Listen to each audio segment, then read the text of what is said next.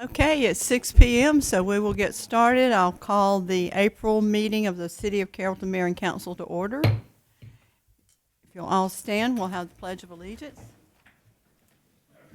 I pledge allegiance to the flag of the United States of America and to the republic for which it stands, one nation, under God, indivisible, with liberty and justice for all. Remain standing for our invocation. Councilman Bridges, would you do the honors? Let us pray. Dear great God of heaven, thank you, Father God, for this day. Thank you, Lord, for waking us up this morning, Lord, and clothing us in our right mind and our health and strength. Lord, as we go through the city council meeting tonight, Lord God, let your presence be here with us, Lord God, to do things the way you would have us to do them and not that us our own. And Lord, we would just like to pray for the children. They're our leaders, oh God, that we grant them to be leaders someday in our community and to carry on the torch as we grow in our community. And these and all other blessings. In your dear Son, Jesus Christ's name, we all do pray. And let every heart say amen. Amen. Thank you, Councilman Bridges. We're going to deviate just a little bit from our agenda for a few minutes. It's my distinct pleasure and honor to recognize a group of young people that has brought another state championship home for the City of Carrollton school system in the City of Carrollton, and I'm so proud of all of you. Y'all do such a great job. But this is the 2023 Georgia Forensic Coach Association's Varsity State Champions, and this is our debate team from the City of Carrollton High School, and we're so proud of them, and we want to recognize them tonight. I'm going to read the actual certificate, and then I'll make a presentation to all of them. Whereas it gives the mayor and council a tremendous amount of pleasure and pride to express to all members of the Carrollton High School debate team, coaches, parents, our sincere congratulations for winning the 2023 Georgia Forensic Coaches Association Varsity State Championship for the second year in a row. And whereas the team has a history of bringing honor to the Carrollton High School and the City of Carrollton, having won 13 state championships, the second highest number of state championships earned by any competitive team in the school's history, and 7 second-place titles. And whereas you each are to be commended in achieving excellence in the field of debate, now therefore we are pleased to publicly recognize the following members of the Carrollton High School debate team under the guidance of Coach Richard Bracknell as the 2023 Georgia Forensic Coaches Association's varsity champions. As I call your name, if you'll just come stand right here in the front. We have some people that are not here, but the reason they're not here is they're on a school trip, and that's Eden Long, Will Robertson, Luke Zimmerman, and Mark Zimmerman. But we have Audrey Browning, Zoe Bush, Alan T. Hawkins, James Hauser, Andrew Johnson, Kieran Kelly, Harold Hal Mitchell, Wright, is that Ronick? Okay, and we have those here, and we have Coach Bracknell. And we also have the high school principal. We have Mr. Ian Lyle. And if y'all all come forward, please. We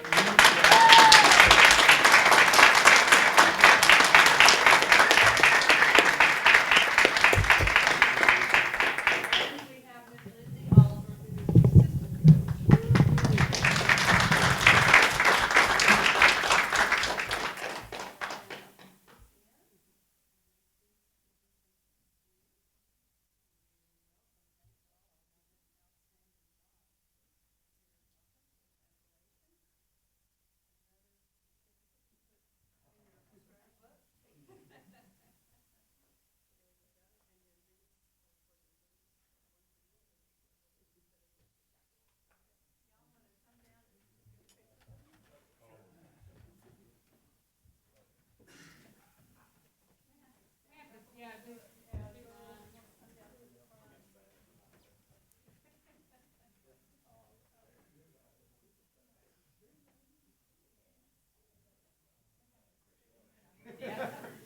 Hey, you want to eat it? Sorry. Sam, get in the back. That's for real.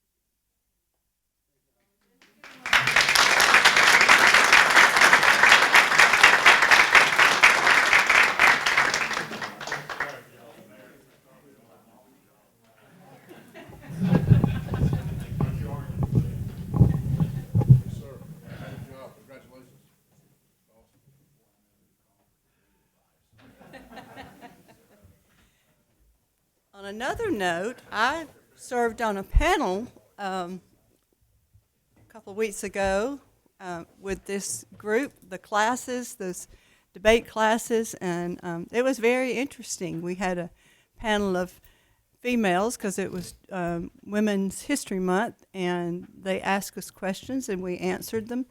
And I'll just tell y'all, we would love for you to stay. I know Mr. Bracknell has to leave because he's the mayor pro tem in Temple, and he has a council meeting. But thank you, Richard. Thank you all for the job you do. So you guys are welcome to stay. See you later. Wow, David. You see him jump up? Oh. Yeah.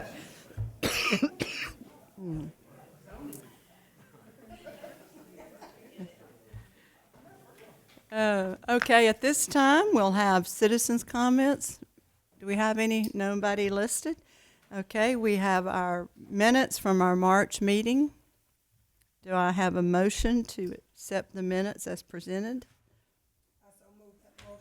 Okay, I have a motion. Do I have a second? Second. Have a motion and a second. Is there any additions or corrections to the minutes? Hearing none. All those in favor say aye. Aye. Any opposed, same sign. Hearing none. Motion carries. Next on the agenda is mayor and council announcements and comments. Councilman Bridges, we'll start with you. Good evening again. I had the opportunity today to go to OFS, and I worked there for 14 years. And I think that was a blessing to be there and to get another tour of the plant. And it was a totally different plant than it was when I worked there. But one amazing thing that I got suggestion of the year one year, and they still using my suggestions in the plant. But not only that, I got to go as the city councilwoman of the city of Carrollton and not an employee of OFS. And I also had the opportunity to accompany my mayor, or I can say my mayor, as they gave us an award. But I'm sure she'll talk to you more about that. And we're doing a lot of great things in the city. We putting together infrastructures on more things in our community, and things are looking real pretty in our community. And I also want to give Georgia Power a shout out for putting the poles back up because they was falling down in the community. And I noticed today, I said, oh, they put them back up. So Georgia Power, thank you. Okay, Councilman Knuckle. Good evening. Biggest thing on my mind is the presentation at the train depot. The Last Supper by Leonardo da Vinci is a incredible experience. If you haven't seen it, I would encourage everybody to take the time to go see it. It's a real treasure that we've somehow gotten to have here in the city of Carrollton, and it was quite an experience. That's it. Okay. Okay. Mr. Waters? Well, I do want to again acknowledge our youth, and also Sergeant Browning is here, and she is works with our youth council, and recently I had the opportunity to talk to some of the parents, and they were so commendable of the job that Sergeant Browning does with these young people. And one of the parents said it had been one of the most enlightening things that his son had seen because they tour all the facilities of the city. They come to the council meetings. They go to other events like we've been working on our downtown development, our comprehensive plan, and they've come to these meetings and they've really learned a lot about how city government works. And in January every year we have a city summit in Atlanta, and the seniors get to go, juniors and seniors get to go with us, and I think it's really exciting to them to really see how government works on a state level. And he wasn't there this year, but last year Governor Kemp came in and met with them and talked with them, and they get to do lots of things like tour the Capitol and those kind of things. And so I'm just really proud of our young people in our community, and I think we have a graduation of the junior chamber Wednesday. So there's a lot of involvement with our youth in leadership roles and the debate team and the schools and, just the whole community. And I applaud the parents that, make sure that the children keep involved. And as Councilman Bridges said, we had the opportunity to tour one of our local industries today, OSF. Some of you may know it as Vitel. And that was really interesting to see how the fiber optic cable is made and how it's manufactured and how it's distributed and what it does in our homes. And they did present the city with an award today for their support of their manufacturing. And I appreciate that. They have 3 plants here, and they are a worldwide company. And so to have them here, and I think they have 500 plus employees here in the city of Carrollton. So that's great. They're a great asset to our community, and I appreciate that. And I hope you all had a wonderful Easter. And we've got a lot of fun things coming up for summer, and those should be posted on our website soon.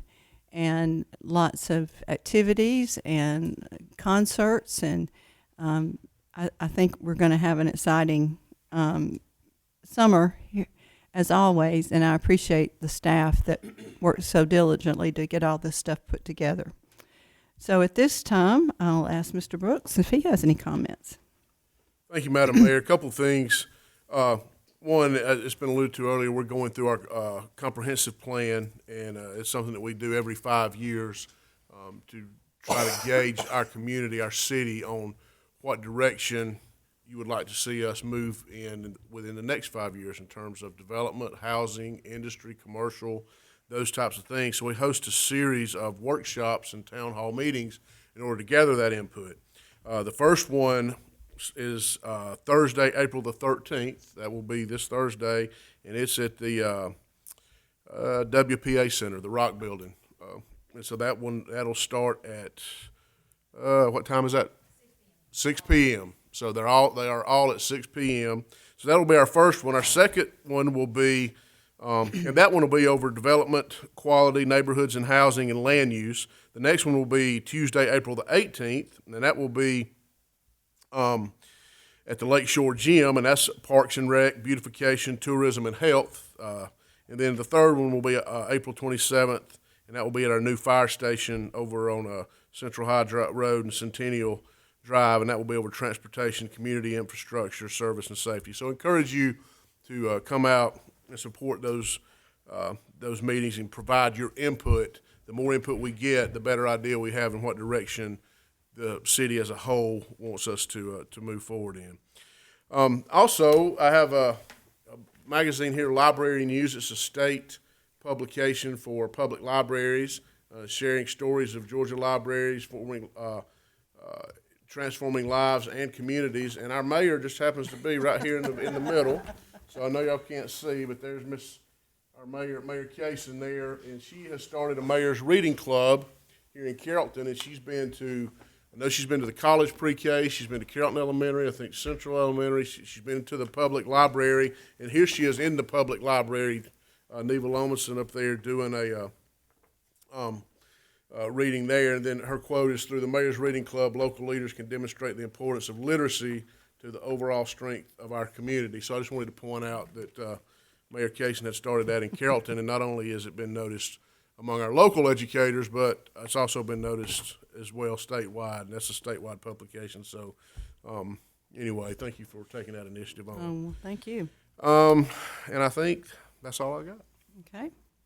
And that's surprising to me. He surprised me with that. I have not seen that. So anyway, thank you. At this time, I'll ask for a motion for approval of agenda items for consideration. Have a motion. Do I have a second?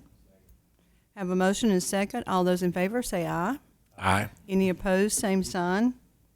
Hearing none, motion carries. Okay.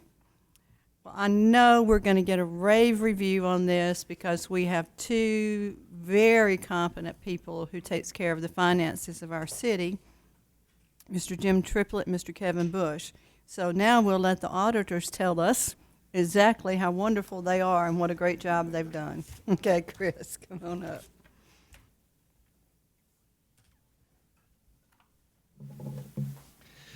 Thank you, Mayor and Council. Chris Hollifield with Rushton, and you spoke very well of the two of them, and I have nothing but good things to say as well. So the audit went very smooth. I thank Kevin and Jim for their help going through the audit, and we get many more people involved than just those two as well, as we request a lot of information from different folks. But they head it all up and make it happen, and we appreciate their hard work. So, all right, you got us on cue there. Good. So thank you. So we'll just, you should have all of the information I believe has been provided to you as far as the audit report, which is a big, thick book. And we have management comment letter, we have an audit committee letter there, and we have this presentation that we're going to go through. Okay, so I'm going to hit the highlights here that are all coming out of that audit report. So in the report, you'll see that we have 3 different letters from our firm. I'm going to hit each one of them throughout this presentation. I won't be that very long on that, but on the first letter is our opinion letter. It may look a little bit different if you were to compare it to the prior year. Our profession decided it needed to be laid out a little bit different. The opinion letter, the opinion is now in the first paragraph, gets right to the nitty-gritty. We've given a good, clean opinion on the financial statements, and this talks about our responsibility versus the city's responsibility. And even though we assist in the audit and we do the audit and assist in preparing the financial statements, the numbers are the city's. The city is responsible for those financial statements and how they are there and take responsibility for those. Our responsibility is to give an opinion on those financial statements, which we have. Next slide. So as you look through that report, you'll see there's a couple of statements in there that you only see one time a year when we go through this audit and the presentation in the audit report itself, and that has to do with what we refer to as the government-wide financials and statement of net position, statement of activities. It's really a consolidation, if you will, of all the funds, because the city has many funds, and we consolidate all those into a statement of net position and a statement of activities. Okay, I'm going to go over a few of the numbers out of those. And we've got 5 years of numbers here. If you look at the bottom row there, I'm going to hit on those numbers and compare to 2021. The first 4 columns of numbers there are what makes up net position. So if you think about the statement of net position, we've got our assets of the city, we've got our liabilities of the city. So assets less our liabilities equals net position. Basically, the net of those, net worth, if you want to use some terms of that to go along with that. If you look at the total net position of $204,186, it's made up of 3 numbers. Net investment in capital assets, $185 million, okay? If you think about $185 million in net investment in capital assets, that's all our infrastructure, this building, all our land, streets, vehicles, equipment, less any accumulated depreciation on those, less any debt that's related to those assets, gets to the $185 million. Restricted net position, $5.4 million, and these are all funds of the city combined. Examples of restriction would be hotel motel tax. Okay, if we have some unspent hotel motel tax at the end of the year, that would be restricted for that purpose of that tax. Same thing on spliced. if we're holding SPOS dollars, that would be restricted for to be spent on what's the voters voted in the voter referendum. So those are two examples of what would be included in restricted. Unrestricted is basically everything else, $13.7 million. You see that dipped a little bit from the previous year, $19.6 million. But all those numbers add up to the $204 million in total. That went down a little bit from $205 million the previous year. So if you look at sort of how that might have moved around, we spent some dollars. We had a lot of capital additions during 2022. You see the capital portion of that went from $180 million to $185 million, okay? But the total overall net position didn't change quite as much. But if you look at the revenues over expenses for the year, we actually had a decrease of $1.1 million. We had significant increases in our pension expense related. That was a big determinant in our increase in expenses over our revenues for the year compared to the $6.3 million the prior year. Okay. Yes.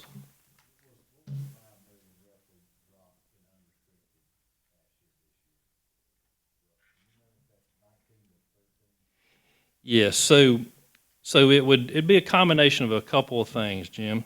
So if you look out to the far right on that 22 column, so we basically have expenses over our revenues of $1.1 million, $1,126,000. That would be a factor in that and decreasing that unrestricted. Plus, we had a large amount of capital, if you will. Some of that net position moved from unrestricted over to that first column in net investment in capital assets. Okay, so we would have had some assets in previous year that we would then spend on capital in the current year and would have switched categories, if you will, because now it's invested in capital. It might have been sitting in cash or some other assets that we had in previous years. So that's the two biggest determinations in that. Okay. If we look at just the general fund, we look at the main operating fund of the city, our revenues. Almost $30.9 million. You can see some various most significant increases and decreases there. This is not all of those, but if you look at contributions, you know, it's not every year that we get large contributions of land, which we had during 2022. Okay, so that's why that's up. You look at property taxes increase or local option sales tax, we're seeing local option sales tax, we're seeing, of course, SPOS would be a different fund, but we're seeing SPOS just increase significantly and really significantly in this area. I mean, when you compare to our clients, all our clients are up some, but when you look at, we do various other governments in this area too, and LOST and SPOS are up significantly compared to other of our clients. But building permits, culture, arts fees, you see there. Recreation fees increased. Our intergovernmental is what we would call money coming from any other government. Most of that might be grant dollars that we're receiving in. Remember, we had the CARES Act funds in 2021. Those hit in the general fund. Now, we had the ARPA in 2022, but that's separated in a different fund than the general for what it's being spent on, at the moment anyway.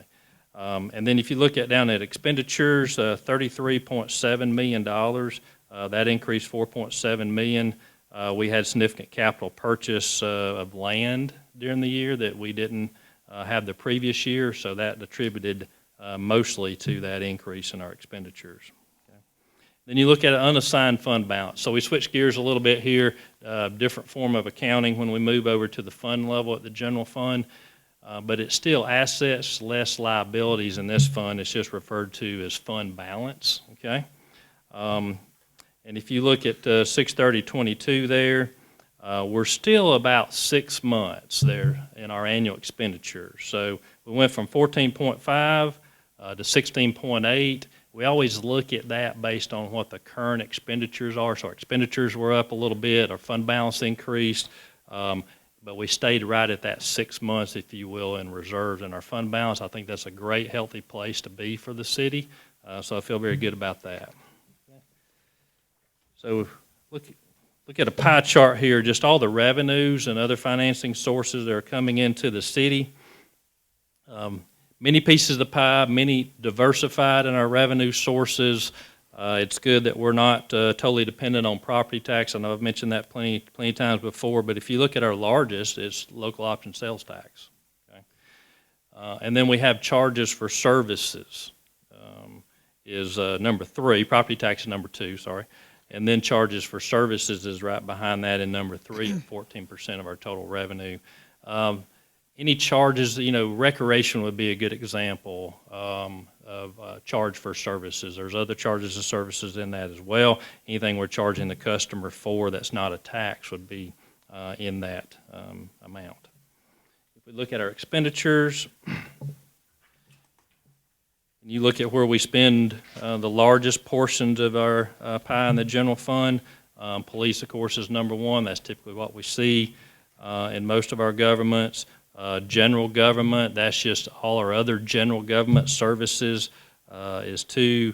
Culture and recreation comes in at 3 at 20%, and then our fire is in 4th at 19%. All those pretty close, though, in how we're spending that money. Got a little debt service there and some public works and some housing and development. Okay. Now switch over to the water and sewage fund. You look at the revenues here, $17.3 million compared to expenditures of $14.7. Revenues increased 6%. Our expenditures increased 20%. Okay. Our operating net income still at $2.6 million, and we always mention this debt coverage ratio because you should be proud of that coverage ratio. It's pretty high. Yeah, that's a good place to be and a healthy place to be in this fund. 12.5, meaning that's our coverage ratio of the cash that we're generating in this fund to be able to service our debt related to this fund. Okay. The requirement that you must be at is 1.05. So you're significantly higher than that. Yeah. Sanitation fund. Operating revenues here, $5.3 million, increased 5.5%. Our expenditures, $5.6 million, they increased 7.7%. Our unrestricted net position in here, 2.7 months is where we're at right now. So, I think that's a fair place to be for your sanitation fund. I think obviously we're spending more in here than our revenues, or at least for 22 years we did here. That's typical what I see a lot. So you do have a fair amount of unrestricted net position there to be able to carry that for right now. So I think you're in good shape for as we stand right now with that fund. If you look at our, mentioned 3 letters from our firm, we'll cover the other 2 right here. Internal controls and other matters. We also must follow government auditing rules as we're going through this audit. We must look at internal controls, significant internal controls related to how we process transactions, significant compliance with state laws, grant agreements, those type things. So you'll see we do have some suggestions for improvements, some comments that are in the letter in the report on page 120 through 121. We also have a separate management comment letter we've issued, just like we normally would, that would have some comments and some suggestions for improvement. We feel like that's what you pay us for.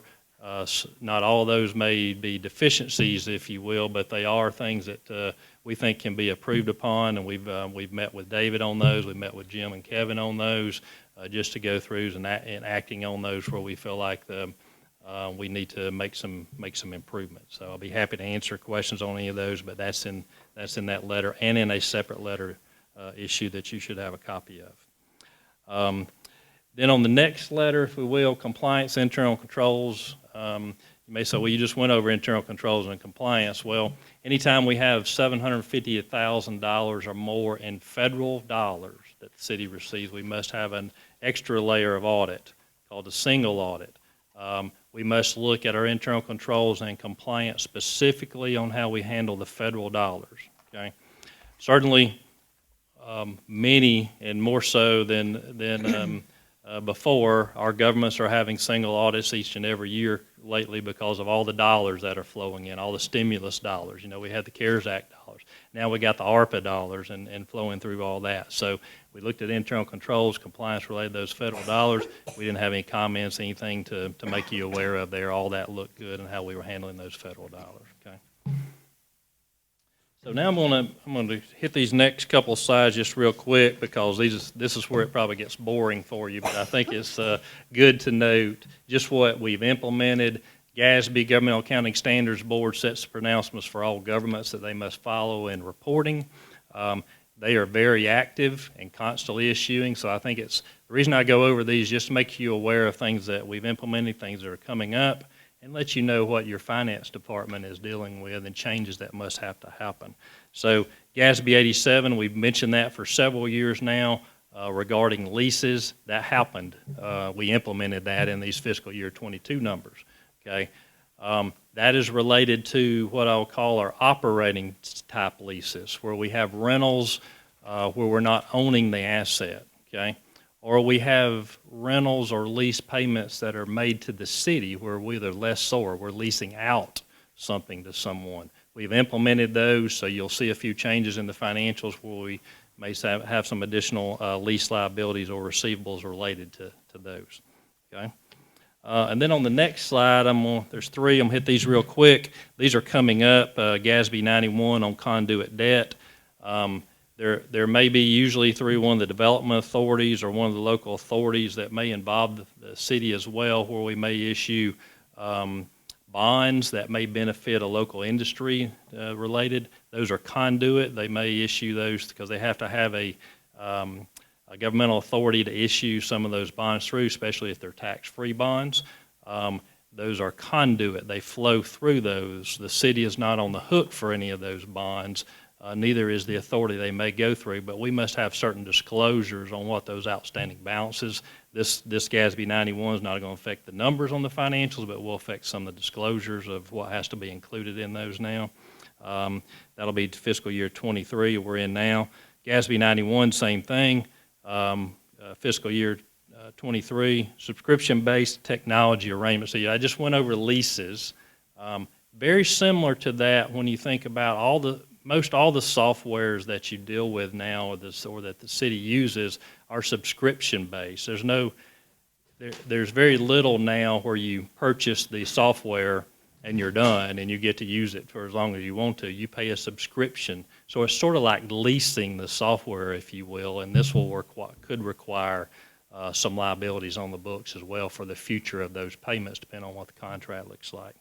GASB 101, compensated absences. This fancy term for accrued vacation pay, okay, or PTO as some may call it.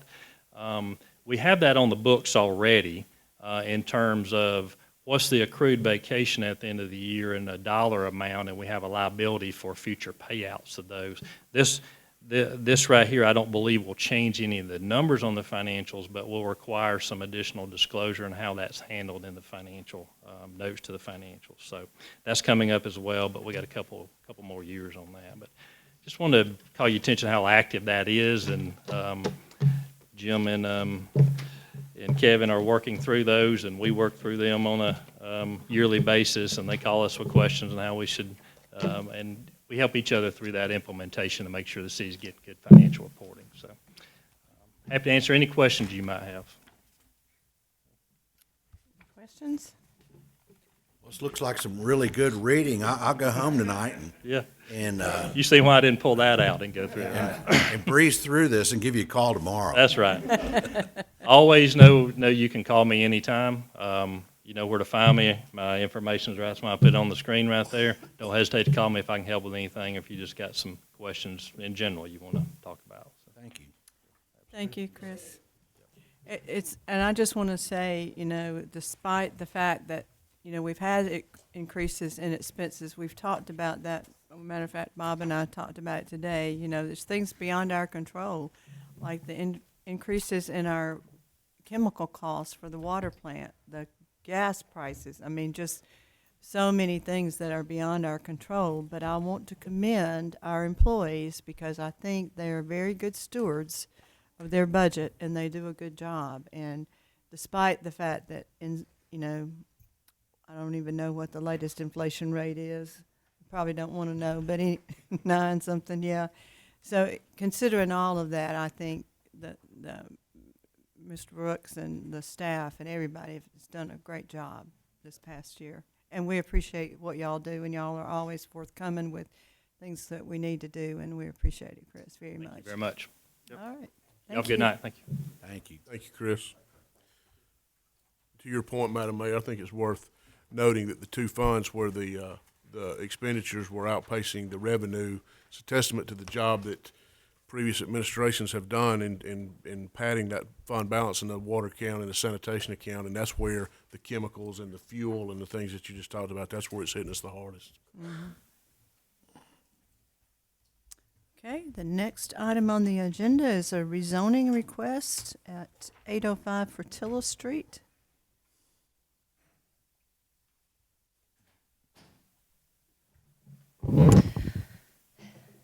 Mine will not be nearly as exciting as that.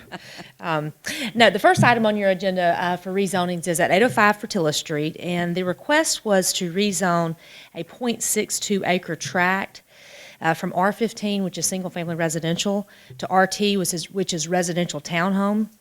And the reason that the purpose of this request is not for any development-related purposes.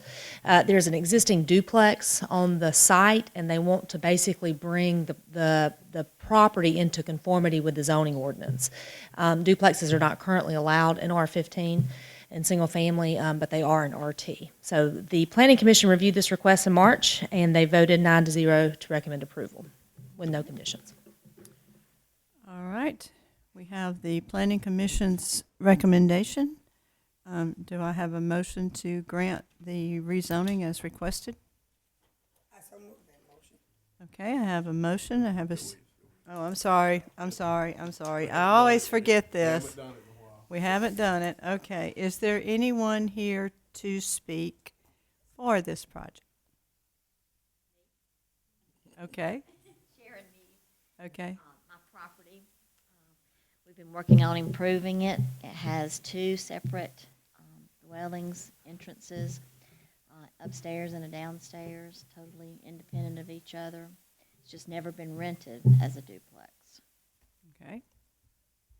All right. Questions? Is there anyone here that opposes this rezoning? Okay, hearing none. Now, do I have a motion to grant the rezoning request at 805 Fertilla Street? I so move that motion. Okay, I have a motion. Do I have a second? Second? Have a motion and a second. Is there any further discussion? Hearing none. All those in favor say aye. Aye. Any opposed, same sign. Okay. The next one, and before we get to that, let me just read to you something on our rezoning request. If you've never attended a public hearing on a rezoning request, I want to quickly review our procedures. No person in attendance shall speak unless formally recognized. Upon rising to speak, each person recognized shall state their name and home address. Speakers must not employ tactics of intimidation, profanity, or threats of any violence in their comments. All comments shall be directed to the mayor and council, not to the petitioner or those in opposition. In accordance with the Georgia law, each side, not individual, is allowed 10 minutes of public input. This means that all of those speaking in favor of the request have a total of 10 minutes, and all of those speaking in opposition to the request have a total of 10 minutes. Time devoted to questions and answers that the elected officials may ask shall not be counted against any time limitation. Since we do have limited time, please try to avoid restating what another may have already stated.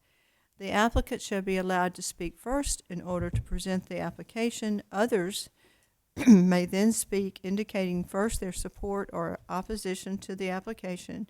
The applicant will then be allowed time for rebuttal. Rebuttal must be limited to points, issues raised by opponents to the application at the hearing.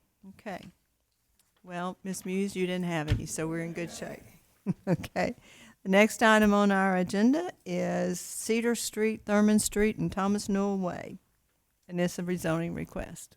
The final rezoning request on your agenda this evening is a rezoning request of 12.38 acres located at the intersections of Cedar Street, Thurman Street, and Thomas Newell Way. The property is currently zoned C2, and the request is to rezone it to residential PD in order to develop a rental subdivision with detached single-family homes and duplexes. The Planning Commission also reviewed this request in March, and you guys also reviewed it at your work session later in the month. And the following conditions are being recommended by the Planning Commission. Number one, the project be limited to no more than 171 units. The unit matrix can vary by no more than 10% per type of unit. In other words, the duplexes versus the single family, so that the intent of the PD is met. Number two, the building design is to match the precedent image board provided in the application in terms of materials of construction, building scale, building profiles, garage placement, and landscaping. And those image boards should be in your packets.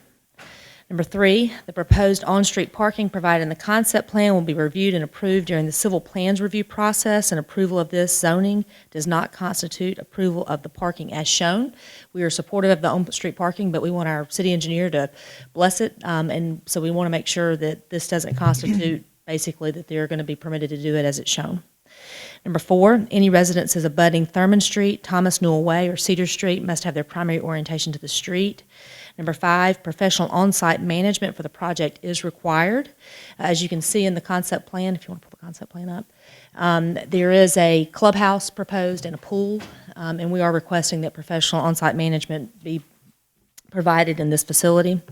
Number six, the landscape requirements for the R10 zoning district will apply to this development. They are asking for a planned development, and so therefore it's concept plan specific, site plan specific, and architectural as far as the renderings and the image board that was submitted, that's also specific to the zoning. And so we wanted to make sure that we were clear as to what landscaping requirements would be required. During your work session, there was also some discussion about traffic, and I have added two conditions. These are not Planning Commission recommendations. These are based off of our comments at the work session. Number seven, the vehicular access into the development shall be provided on Thomas Newell Way. If you recall, we discussed providing vehicular access on Thomas Newell to encourage folks exiting the facility or discourage the use of Thurman Street going north. And number eight, vehicular access onto Thurman Street shall be designed to discourage vehicles from traveling north on Thurman Street. There was some discussion about the intersection in Thurman Street and Bankhead, because that particular area hasn't been revitalized or redeveloped where the old Millie's was yet, and so until that time, trying to discourage that vehicular traffic going that direction. And that's the Planning Commission reviewed this request and recommended a 9-0 approval with those conditions. Okay, thank you, Mayor. Okay, we've had it presented. Do we have anyone here from Huffman that would like to address this? Okay.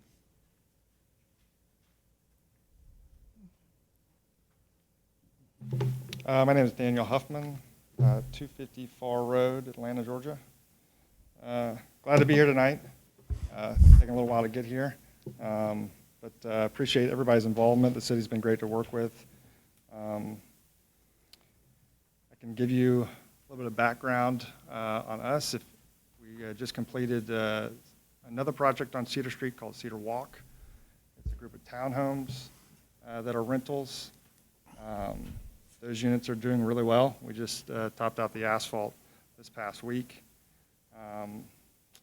And just a little background on us. We're a small family company located in Atlanta, started by my father. We do multifamily. We develop, we manage, we renovate. That's kind of been our bread and butter for about 20 years now.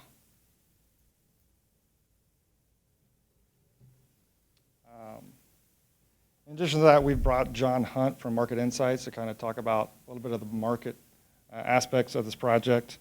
And so if nobody's got any questions at this time, I'll have him come up and go through his slides that he's got. One question I've got, you said you've been doing this for 20 years. How many other similar projects to this have you got? Just the one in Temple that's 110 units. It's a townhome style, and the one in Cedar that's 47 units. And then we also have single-family rentals, kind of like scattered sites in Atlanta. So you intend to rent these and manage them Yes. and stay active with it. Yes, that is our plan. Good. We're kind of a long-term hold company, so we don't typically come in and flip very quickly. I guess that's kind of what you're asking. Right. Yeah, I'd like to just follow up on Councilman Uglam's. Would you guys be willing to give any type of assurances over a length of time that it would remain in your ownership, the entire project, or is that contrary to your business model? I'd say respectfully no. We don't know what could happen basically, or what we may decide to do in the future. I can't even guarantee that it's going to get developed, to be honest. At this point, there's still some things that need to be discussed, some budgets and stuff that need to go over. What's your occupancy rate at Cedar Walk presently? The occupancy rate at Cedar Walk? I think we're at about 45 to 50% now. We started renting, I think, late this summer. Obviously, we were still under construction as well, so we just CO'd our last unit last week. Okay. Okay. They're very attractive. Thank you. Yeah. Very nice. Are y'all applicable to having another entrance come in off of, is it Postal Way? I don't know, it seems to come up as two different names, but I think on Google Maps it comes up as Thomas Newell, and then Thomas Newell. Yeah. Yeah. I just spoke to Eric about this today, so this is the first time I've heard of it. We have both of our entrances coming off of Thurman. We thought it worked out pretty well that way. There's more traffic on Postal Way already. I feel like most people are going to come out Thurman and go onto Cedar out to the bypass basically, or go into the city. So I don't know that we're going to create a lot more traffic on Thurman, which I know is a concern of some of the homeowners there. And I'd be happy to try to do something that, a sign across the entrance that says right turn only, or something of that nature to try to push traffic more out to Cedar. But I don't know. To me, it feels like you would drive most of your entrances into less traffic areas versus more, which Postal Way has more traffic already on it. Well, going north on Thurman Street, you're going to hit Bankhead, and then, which is more traffic than Zone Cedar or Thomas Newell probably combined. So, I can understand if I lived on Thurman that I would not want, a couple of hundred cars a day coming down Thurman Street heading towards Bankhead. I don't think that's going to be what people are going to primarily do, especially if they try to do it a number of times. But, I think that's a concern for me about this project, is allowing the traffic to go north on Thurman Street.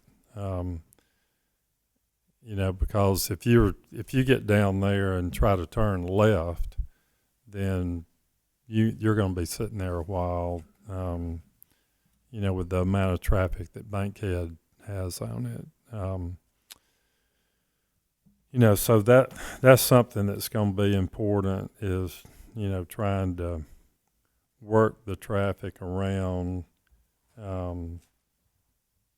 where it can be distributed out, equally around, rather than just off of Thurman Street. In my opinion, that there is going to be a need for another entrance. I guess the other concern I have is the number of driveways that would be coming off on these streets.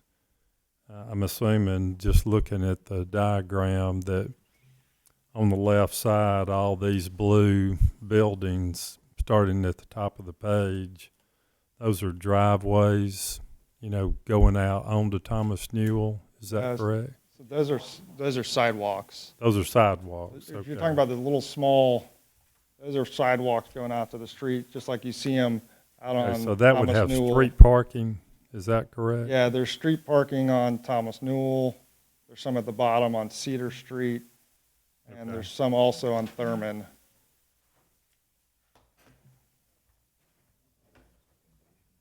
And I would say those are important. We would like the street parking, the street parking allows us to basically use those for more guest parking and have less on the interior, basically. So all of those units would have assigned parking on the interior parking lot? Yes, I don't know that we're going to assign units to individual spots, but basically our average with the street parking, we're a little over 2 per unit right now, Including the street parking. including the street parking.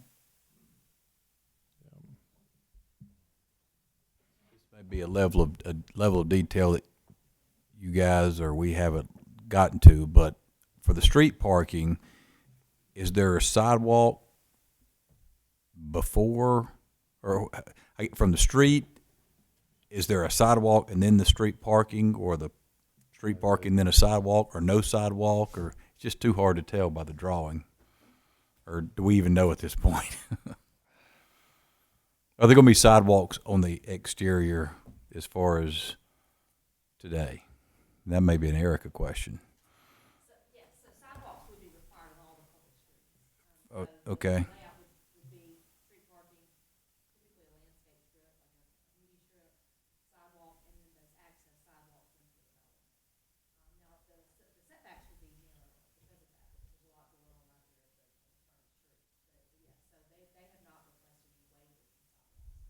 So they would be required. I actually had Haley pull it up one of the different site plans up. It's a little easier to kind of see kind of the sidewalk as it relates to the streets. But there is sidewalk on all the streets. So okay, so there's street parking. There's a street, then street parking, then a sidewalk, and then property. They did not ask for a waiver from that. They would be required. Okay. I'm assuming that the street parking would be all one way, whatever the flow of traffic would be, that you would park in that direction so that you're not pulling out. Is that one of the conditions? Yeah, I don't know. A lot of places they get tickets if you do it the other way. So I don't know.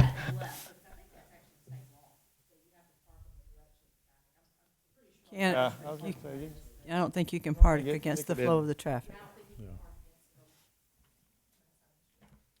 Yeah. Mr. Huffman, I'm Oh, sorry. well, no, I just have one other question. What about sidewalks on the interior part of the subdivision? So basically, all the front doors to the units will have some way of making a sidewalk back to the parking area. So if some of these you can kind of see, some of these units don't necessarily face the exterior street or the interior street, and so they have small little sidewalks that come off of them. Obviously, we have to give them a way to get to their front doors without trampling in the grass. Yeah. But as far as like a sidewalk on either side of the interior streets, we hadn't really considered that necessarily, but just that each unit has its own sidewalk to its front door. And some of these are pretty tight. We work pretty hard to try to keep density up, but also we still have over 50% green space overall as a site. Yeah. So And I understand,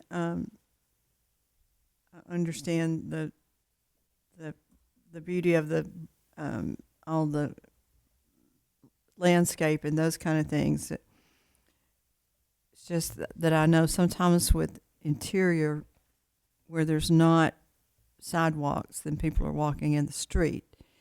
So that sometimes can cause issues too. So, I mean, if you want to walk around the neighborhood, I guess you could walk around the perimeter, but on the interior part, there would not be really good walkability, I guess is what I'm looking for. I mean, I guess you want to go for like a long walk and do a loop around the community, maybe not. The idea behind these types of plans is try to really focus people into some of these little pocket parks that are Right. close to the units and the people Yeah. that live around them. Okay. And so we've tried to put those spread out throughout the community so that people have a good space to kind of congregate, go to with their dog, hang out. We may even have some amenities that are kind of spread out throughout the community Sure. for those. Yeah, and I saw that on the plan. I just know that we have some developments that don't have interior sidewalks, and it has caused quite a bit of problems along the way. I mean, some of them have been here a long time, and, the only place people have to walk is in the street. And then you get street traffic and kids playing out in the street or riding their bikes, and, and it just kind of causes problems. But I have to say that I guess this is more of an inclusive type of development than a subdivision would be. So, We don't have plans to gate it at the moment, but I'd say yes. yeah, okay. So you may have answered this already, but as far as an entrance exit off of Thomas Newell or Postal Way, am I picking up that you guys are a little bit reluctant to do that? And if so, is it just because you're giving up some density, maybe? Is that the pushback, or am I misreading? I think so, and I think that, because we're split between a major road, both of our parcels, this kind of gives us a main entrance, if you would, kind of coming off that one. And, having our clubhouse there kind of gives us a way to kind of manage the flow of traffic and everything in and out of the community and monitor that a little bit easier than if I have an entrance that's over all the way on the other side. Not to say that it's something we couldn't consider, but the architects have kind of gone through a bunch of iterations to come up with this solution. Is there just one exit from the large property onto Thurman Street, or is there two? There's actually two from each, and I think that's a fire code requirement, that there be both an entrance and an exit on each. I just wonder if you couldn't delete that one on the top and put one onto Thomas Newell. Keep the same number of units and have one go straight through onto like that one down at the bottom. Have it go straight through onto Thomas Newell. But you're the designer. I've seen the facility you've got up in Temple. I think it's real attractive. I'm excited about this one and hope you can do it. My question, though, is about the parking. You've got, say you built 171 units, and you've got, you think, 2 parking spaces per unit? I think we're a little over. This should be in part of the pamphlet. Let's see here. I looked. I didn't see it. Probably in there. I mean, if there's, 2 per unit, that'd be 342 parking spaces total, including street parking. I can't imagine that there's more than 50 or 60 on the street. That's going to be pushing close to 300 parking spaces inside the development itself. So it's got 48 street. There's 350 total, so it puts it at a little over 2 per unit, 2.05 per unit. Yeah. And I'll be honest, as we get into this site plan more, it would not surprise me if we lost a couple of units for detention possibly, and some other things. We haven't quite figured out how we're going to do detention yet.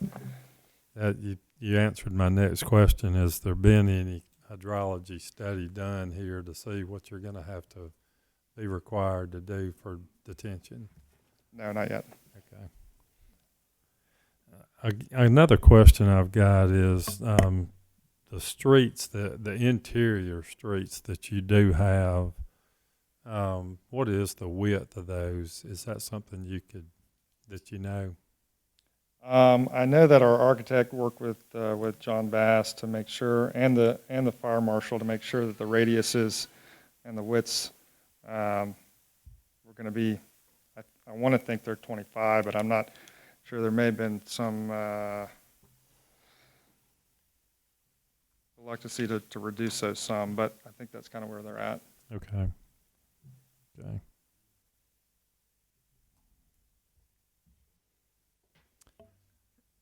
And these units wouldn't have individual trash containers. They would be utilizing a community, container. Is that correct? That's how we've got it set up on the site plan. You can kind of see in some of these corners, Mm-hmm. some trash containers. And that's how we've got it at our other development on Cedar Street. So I think it's going to be difficult. We were thinking, we've seen people take up a few of the parking spots and create like a box where they have the rolling containers inside. You're still having to carry your trash from your unit to there anyway. So right now, that's the solution we've got. There is some, possibility trying to do valet trash. We've looked at that in the past, actually, at our current development. There's just not a lot of people in the area that do that. Mm-hmm. So Yeah, we wouldn't allow that. Yeah. The way you've got it is the way that we would require you to handle the trash. okay. But hold on, so valet trash, if I had somebody come in there and pick up the trash off their door and put it in the container, you're saying you wouldn't allow that? You're talking about hiring somebody to come in and collect the trash out of there? That's correct. I mean, we're still going to charge everybody that lives there. Yeah, we would still have the containers. No, it's more of like a convenience that you charge the residents and they don't have to walk it to the container. They just set it outside in a container. Oh, and then we still pick it up? No, the service, so it's like a valet service comes in on certain days of the week. They take it from their front door, they go put it in the container. No, we wouldn't do that. Yeah. Yeah, they can hire somebody. No, it's somebody that we would hire, sorry. They would hire. We would hire a third party, not the city, to come pick up the person's trash, put it in the container that the city then picks up. It's just a convenience for the unit owner so they don't have to walk it as far in the rain or whatnot to put it. Yeah, so we're still picking up the trash. Yeah, you would still be picking But up it'd the be trash. in those big. Sorry for containers, so, the confusion. Yeah. Yeah, we don't care who I didn't touches think the you trash. guys would care, so that's why I was asking. Yeah, you can hire me, I'll do that. Yeah, I don't care who Still puts it in extra the money. trash can. We've been looking for something, a sideline for Jim, so this is exciting. So, the complex you have in Temple, you say there's 110 units there. How many acres is that? Or do you recall?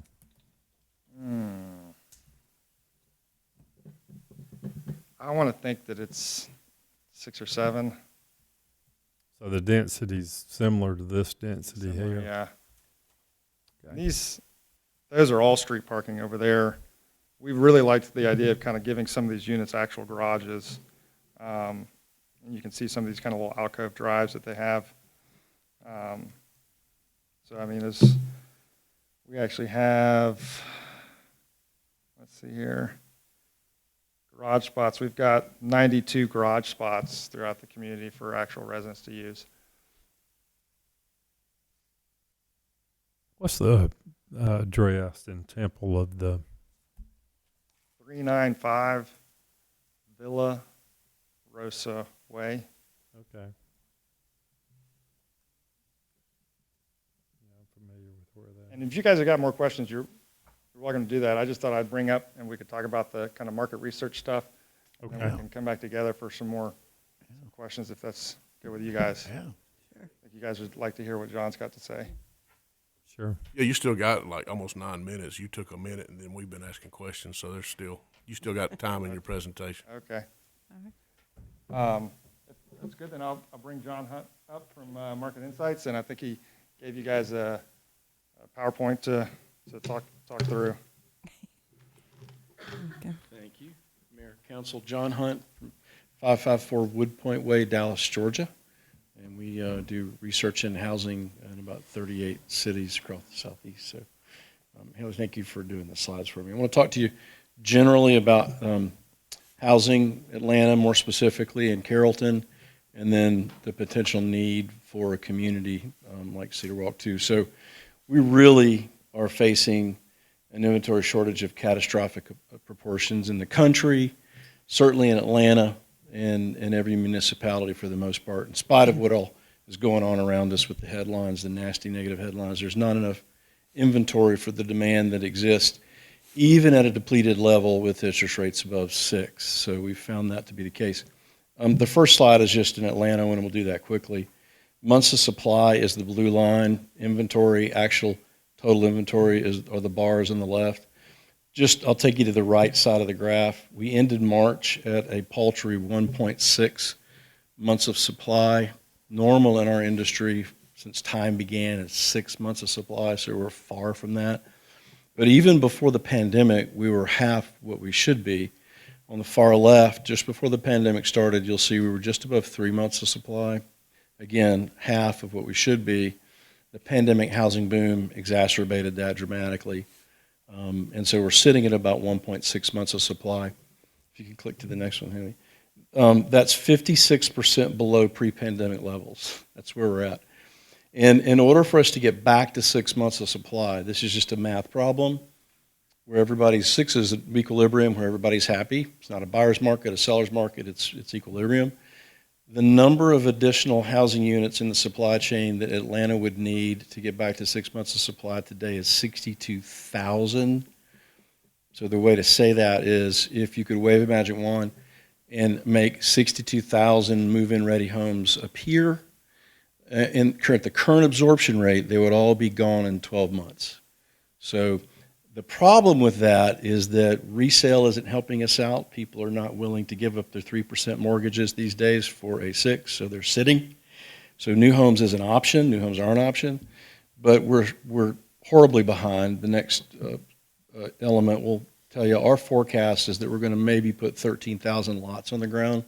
And that's not because of lack of demand. That's just absolutely constraints to supply from everywhere you can look. Funding, everything.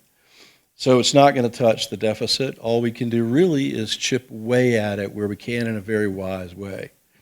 And now we'll drill down, if you don't mind, just to Carroll County, Carrollton. And I'm old and can't read that, but that your months of supply in Carrollton is 2.1. So Atlanta's 1.6, you guys are 2.1. Everybody's kind of right in that area.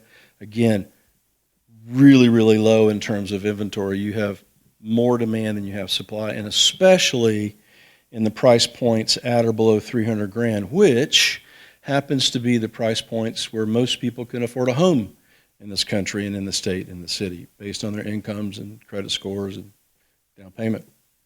And so the deficit for housing in Carrollton, again, the next slide, Haley, thank you, is down at the bottom right. If you add those numbers together, go ahead and go to the next one. So to be back at equilibrium, Carrollton would need another 1,308 homes just to be at 6 months of supply. Again, that's not going to happen anytime soon, but we can chip away at it where we can. So specifically about this product that's being proposed, if we can go to the next slide. I'm going to get you to skip that slide, skip that one. Who could be the potential renters? And you can go ahead and throw that up. Thank you. It's the two biggest demographic groups in the world today. It's a different world. 30 years ago, I was in my mid-30s. All the boomers were. Mid-30s, mid-40s. We all had kids in high school. It made a lot of sense that our zoning reflected that, and most of what we zoned was single-family, detached in school districts with yards. It's not that world today. The two biggest consumer groups are on the two ends of what we call the barbell. So you got the millennials on the bottom and the boomers on top, older Gen X's, and they're duking it out for number one and number two. So the millennials were the biggest consumer group for a while. Now the boomers have taken it back over, but they're both huge. The smallest demographic group in this country is the traditional school-aged, school-driven buyer, and yet largely as we see what people are zoning, that's kind of what our zoning is revolved around. What I would submit is we've kind of left these people out based on what their product preference is. They have a lot in common as two different demographic groups. They're both single, no kids. They love to party. Well, if you'll go to the next slide, we'll compare them. So when you look at these two demographic groups and who would potentially be the most highly likely to potentially rent in this community, this is really every city's dream if you think about it. First of all, first slide, go ahead, the next one. These folks have tons of disposable income. They have all the money. And the reason they have all the money is because they have no kids. I know, because if you have kids, you're broke. They're entertainment oriented. Being very close to downtown would be very important for them. Location is the amenity. They're not going to be a huge tax on your services. Certainly will not flood your schools. In terms of traffic, if you think about today's world, the millennials on the bottom end of the spectrum, many work from home, don't need to go to work anywhere outside the home, and the boomers are retired. So that deals with that as well. So next slide, please, Haley. When you think about it, what these two demographic groups want in terms of product is not really what we've been building for the last 30, 40 years. The ones on the bottom are ready to get out of their 400, 500 square foot studios, may not be ready to own, but rent something that's bigger. The ones on the top have been sitting in their single family detached home for the last 30 years, like me, raising their kids. I mean, just kicked them out of the house. Maybe I'm just selling that house, that's my nest egg. I may not necessarily want or need to buy again, because I've got my nest egg, but I don't need 3,000 square feet either. So in terms of what we see these two important demographics wanting in terms of property, in terms of product, next couple of clicks, please, Haley. The two biggest consumer groups in the country really are converging in the middle in terms of square footage. And I mean 700 to 1,500 square feet. There's a huge hole there in anything we've built over the last 20 or 30 years. Really the only product out there right now that meets that criteria in most cities is 50, 60, 70-year-old resale, and that's all they have the option to buy. So they would want potentially to have something that's new construction in that middle square footage price point and product size, and I think we need to figure out how to produce it for them. One of the answers to that we keep promoting, in the next slide please, Haley, is the missing middle, and it's the stuff we haven't built in 100 years. So our zoning is really kind of polarizing. We've got single family detached, maybe a townhome here and there, and then apartments, and there's really nothing in the middle. If you see in the graphic there, all that cool stuff in the middle, duplexes, triplexes, courtyard apartments, courtyard homes, bungalows, townhouses, multiplex live work, much of that we haven't built over the last 100 years for various reasons. I think there's a lot of variety there that we can build that is density that doesn't look like density or feel like density. It's not a monolithic apartment building. It continues with the streetscape, and that's the purpose of Missing Middle. That is largely what we see Cedar Walk 2 providing, and I think it's an important missing element that would be in high demand here. So any questions for me on any of that? Cedar Walk 2. Yeah. Probably have a different name, but for right now, that's what it's called. Okay.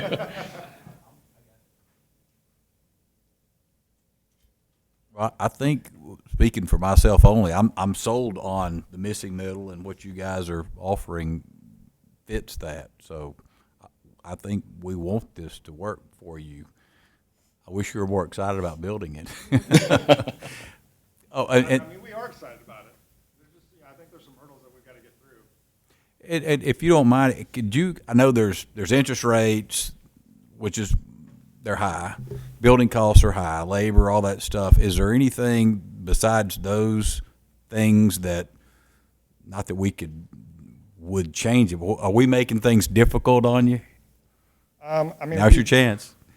I think we've spoken to a few people through our broker, but the tap fees and the fact that I don't have sewer directly, I don't have sewer directly next to my site, are probably two of the biggest hurdles I think right now.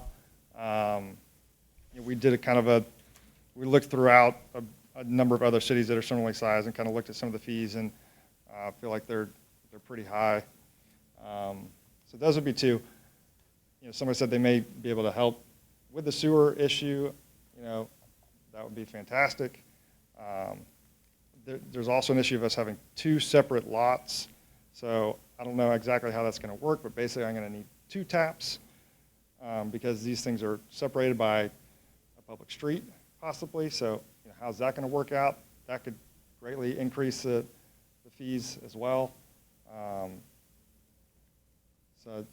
There's also kind of an issue about how this gets permitted, and I've talked to Tommy a little bit about this, but basically, if we permit the whole community as a whole on the total value of construction that way, I get a much lower permit amount than if I do them individually. But basically he's saying if I don't do them individually or in tranches, almost like phases, I can't CO a single unit. I would have to basically CO the entire community all at once. And so that's another hurdle that we're kind of talking with you guys about.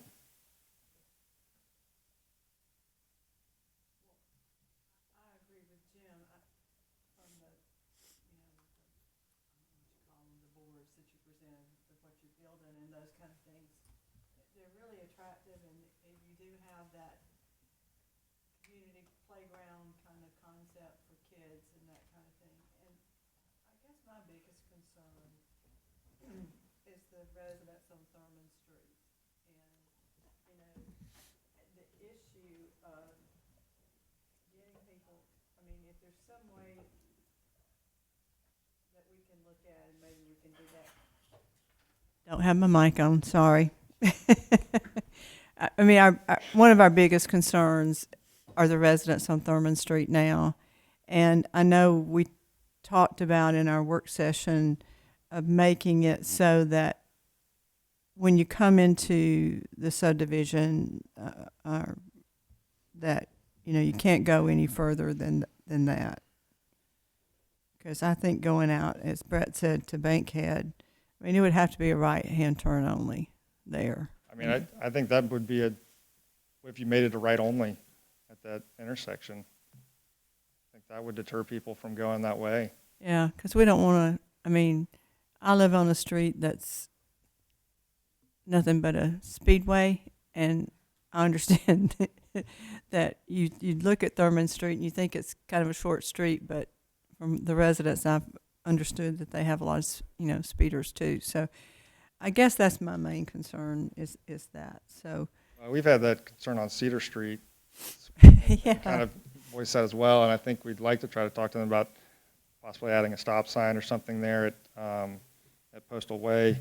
We think that would slow traffic down, because even at the development we just finished, we ended up putting up a big brick wall along there basically because of the noise that was coming off Cedar Street. People just barreling down that hill. Right. So I definitely understand that. Yeah, maybe we can look at that. Okay, does anybody else have any questions right now? Okay. Well, I had a comment. Okay. At 350 parking places, there's 171 units. So I would guess there's 350 bedrooms. Does that sound right? No, I've got our current bed count. And the mix may change, so I can't promise this, but right now we have 314 beds. That's about 30% one bedrooms, about 55% two bedrooms, and about 15% three bedrooms.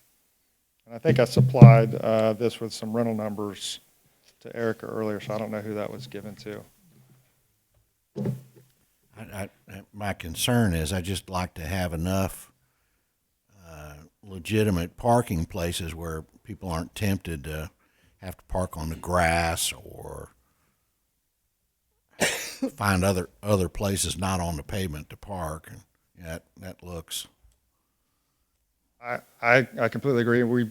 I'd say we're a little tight in our current development, Cedar Walk. So we did look at this pretty closely and talking with the architects and the engineers, 2 is actually kind of above average of what they do per unit for a typical apartment. So I think we're, from listening to them, 'cause I'm not an architect, that's not something I specialize in, but according to them, we're pretty safe. And that's one of the reasons why I think we'd like to try to keep the street parking, and I think it'll also try to slow some of the traffic down there as well on Cedar Street. There's just not much other parking in the area. If you had 1 or 2 or 3, few tenants have a football, come over, invite everybody over to watch football, it could be, I don't know where, you'd run into a car problem.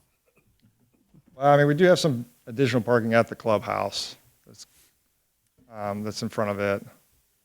And the clubhouse, now that's, we didn't really see any details about that. Is that, it's designed for adults, not kids, is that right? I heard playground in here somewhere. We hadn't really decided on, we've got a long green space. So it's over there on the right. It's kind of the larger box, and it's got a blue one to the right of it. Okay. That's the clubhouse.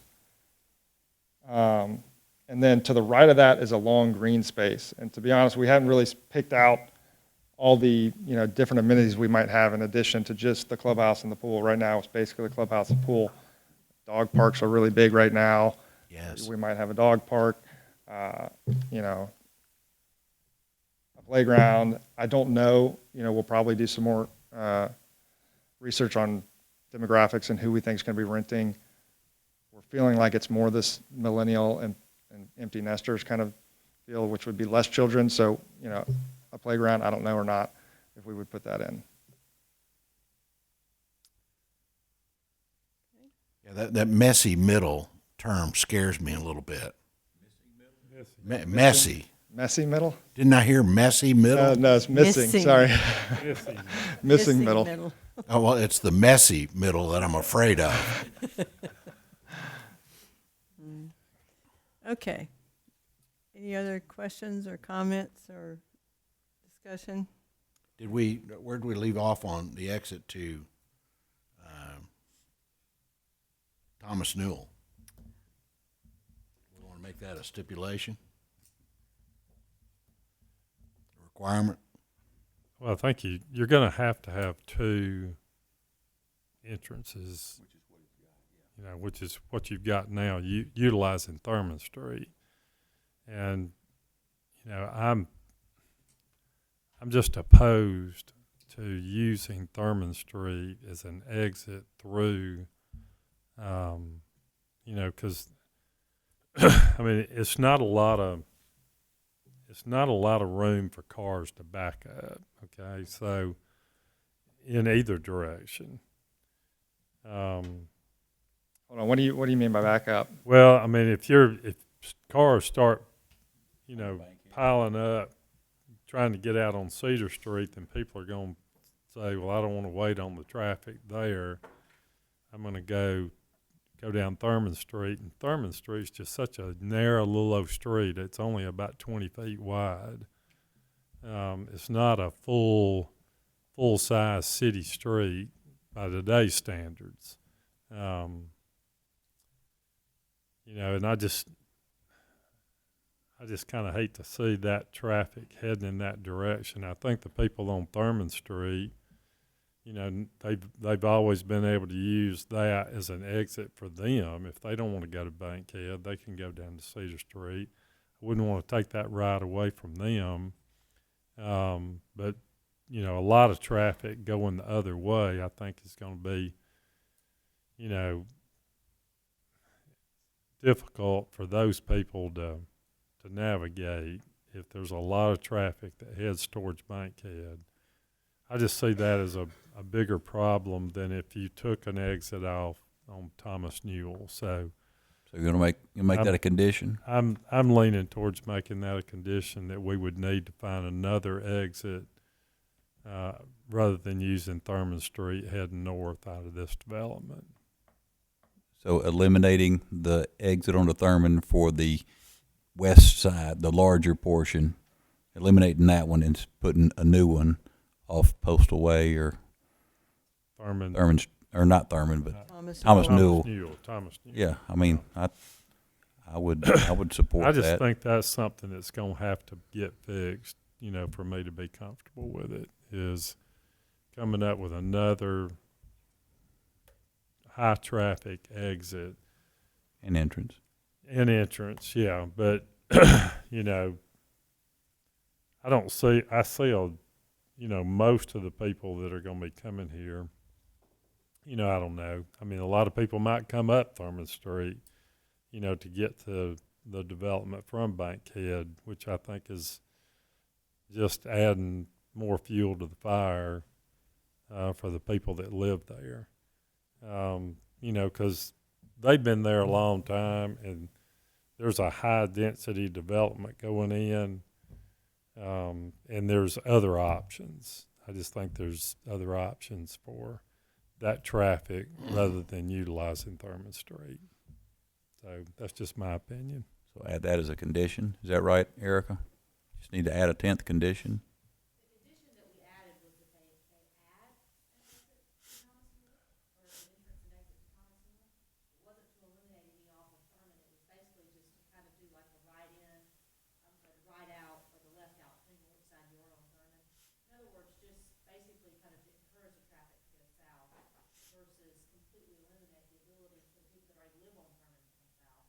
Right. Yeah.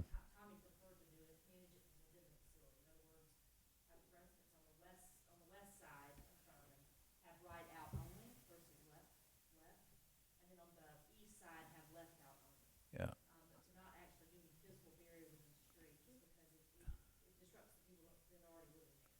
Right. Yeah, I agree. I think.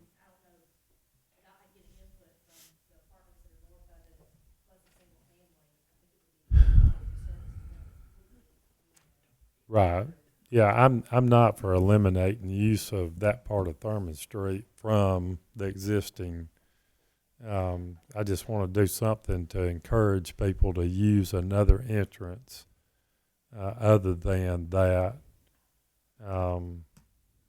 You know, so the right in or right out on the west side would probably.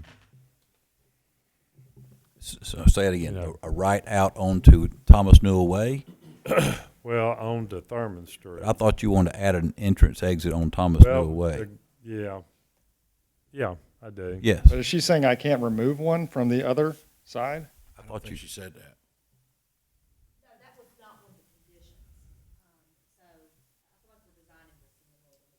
Yeah. Our condition was that you add the Thomas Newell, and then what we do on Thurman would just basically be to discourage basically north traffic from the development. So you might not need, on the west side, you might not need two entrances if you put them on Thomas Newell on Thurman. Does that make sense? I probably want engineers' input and our engineers' input before we go much further. Yeah. I mean, I get what you're saying, but this is going to push, I'm going to have to push that left out towards the top of the development so that I'm not down at the intersection. That intersection lines up with cars. So it's not like I can take this bottom road and just come out onto that road. I'm going to have to try to exit from up there somewhere. There would have to be a little bit of a redesign on that side to be able to do that. But we could do that if it's in versus here. Yeah. I don't know. I mean, I'm all for trying to work, but it's 170 units, it's not 350. I just don't feel like the traffic amount is that paramount coming out. And if you made a right only at the end of that road, I feel like that would deter people enough to bring them down versus kind of redoing the whole site plan now to try to add another entrance. But that's just, I guess you guys will make a decision. Well, I'm open for, you know, a discussion or suggestions about how to, you know, not make traffic a detrimental problem for the people that exist on Thurman Street presently. If there's another way to you know, make make that less likely to happen, I'd like to hear it. But I think the simplest solution is to have an exit onto Thomas Newell. But that's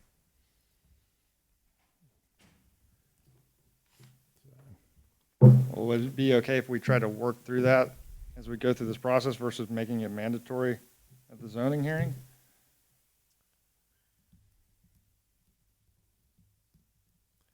well, I think at some point we're going to have to. Everybody's going to have to get comfortable with what the solution is. So I think the sooner that we can address that, the better. Because there are some grade differences over the top of that, top left of that site that we're trying to deal with and figure out.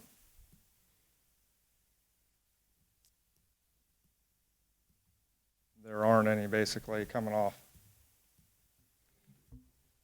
the other street, off of Thurman.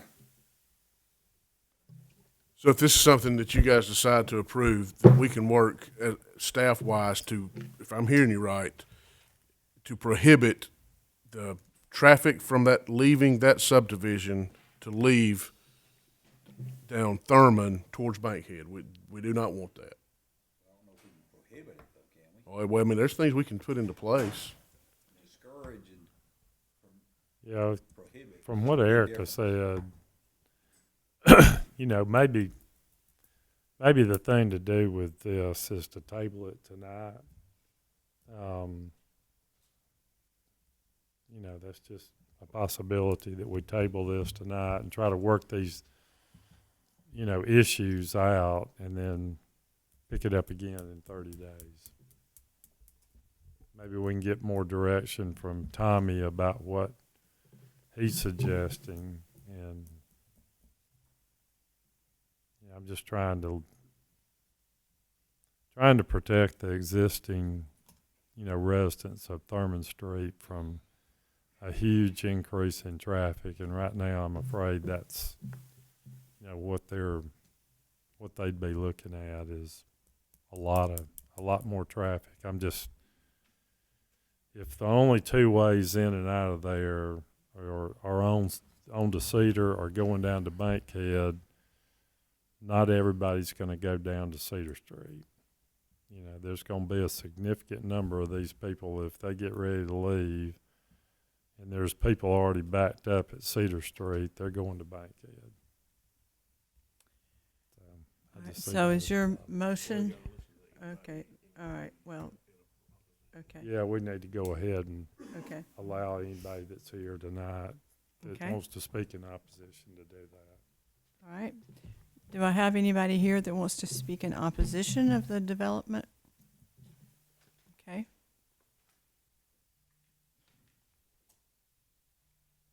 My name's Steve Height. I live at 105 Thurman Street.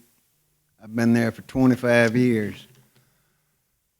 The street's overwhelmed now with traffic, and it's just from cut-through traffic.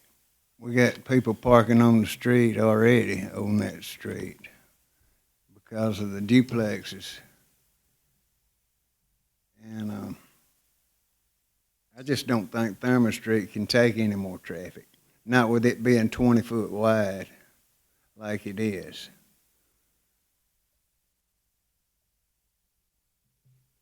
I don't have any objection to it being changed, the zoning to residential other than C2 or whatever it is now. But I do have a problem with it being so many units on that little 12-acre tract.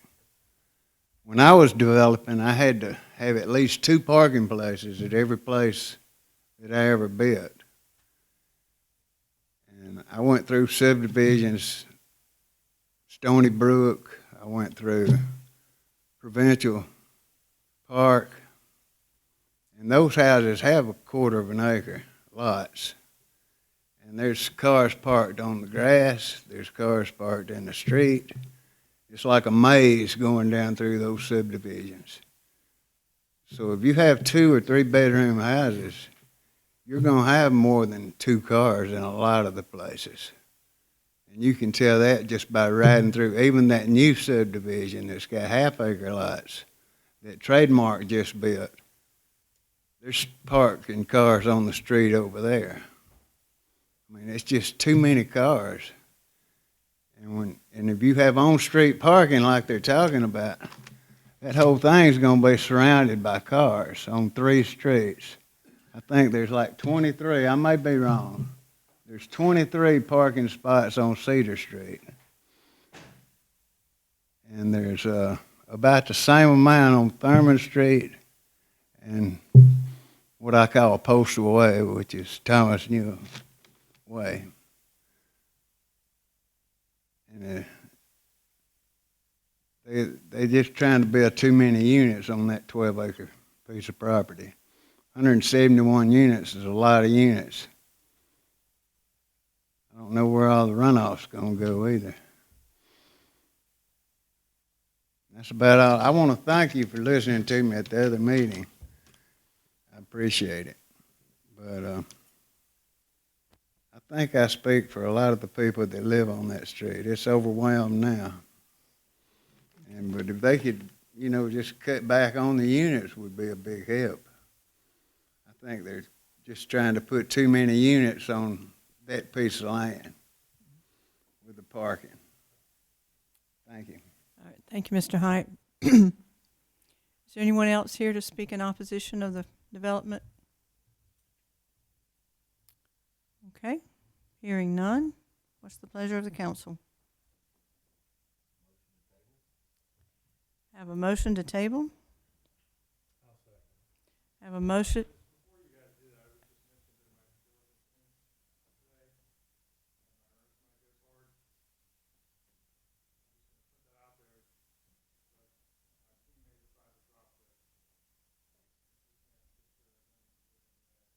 Okay, I'm going to ask you to come back to the mic and so we can hear you.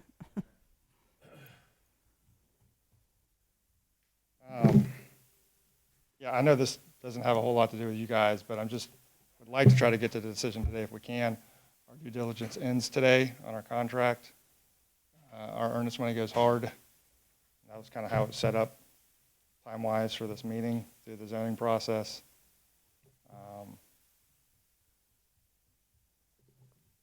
I think that we can come up to a solution on this traffic issue, you know, working with the city that everybody's happy with. You know, the more restrictions that get placed on us, the more it ties us to things and doesn't let us be flexible. And the way we're designing it, we're probably going to lose units. And every time I lose units, it makes it more difficult for us to make the numbers work, which is already difficult today with 7-8% interest rates on construction loans and everything else. So, you know, I'm trying to make this work. We really like to build this here. We like the city of Carrollton. I don't know many places that you come to, and they pray at the you know, mayor and city council meeting. I think that's wonderful, or do the Pledge of Allegiance. And so that's why we've, you know, spent a lot of time and money building here and trying to grow this community. We really like it. So I'll just leave you guys with that. Over the condition number 9, I'm looking at Erica. Maybe it's in my packet here regarding regarding well, I don't know if it's say right hand turn only, but could you read that restriction again? Because I want to, maybe that's the sticking point here. I can, but I want to preface this by saying that, you know, ultimately all of this stuff, a lot of these things that we're discussing typically are reviewed during civil plans review. And so, I mean, when there are some things like kind of broad that we can make, and that's really what that is. And that is basically vehicular access onto Thurman Street shall be designed to discourage vehicles from traveling north on Thurman Street. And the reason I said it like that is because Tommy isn't in a position to review. He doesn't normally review plans like this. He's really looking at it more once it gets to civil plans review. He understands what our intent is and what y'all's intent is and what the intent, I think, of, you know, the neighbors, what they want to see. But anything more black and white is going to be hard for us to do right here at a meeting without even having any sort of real, I mean, quite frankly, concept plans and civil plans will look similar, but there's a whole lot of work that's got to happen between now and then. And so I would, if you guys want to table it, deny it, whatever, but I would discourage y'all from trying to over-design it here based off of a concept plan. And so that's why I said it like I did. Okay. Can I That makes withdraw sense? my motion to table?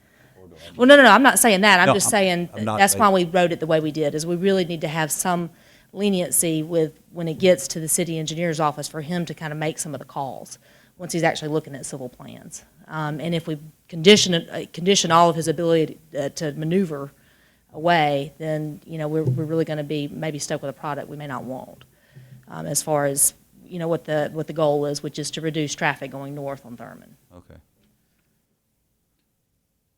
All right, so I made a motion to table, it got seconded, is that right? Yes. So we have a motion to table on the floor. You can, Can I withdraw it? Okay, I will withdraw my motion to table in lieu of what was just presented to us. okay. So back to where we were before, understanding that there is concerns about traffic that I believe the city is going to do their best to address per Erica's comments. I'm going to make a motion to approve with the 9 or 10 conditions that you've already read. And we're going to cross our fingers that we can make everybody happy as far as traffic goes. All right, I have a motion to approve. Do I have a second?